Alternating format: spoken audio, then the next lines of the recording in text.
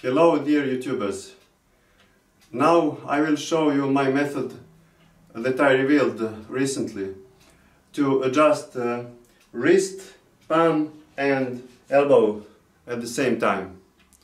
It is very effective. Look, I hold her hand like shaking hands, okay?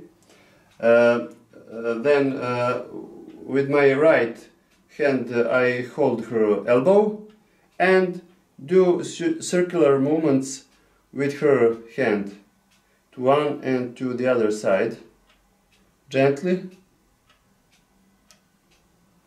okay. And sometimes I change my method. I do it this way for the adjusting of the nerves in the palm. Okay, this way.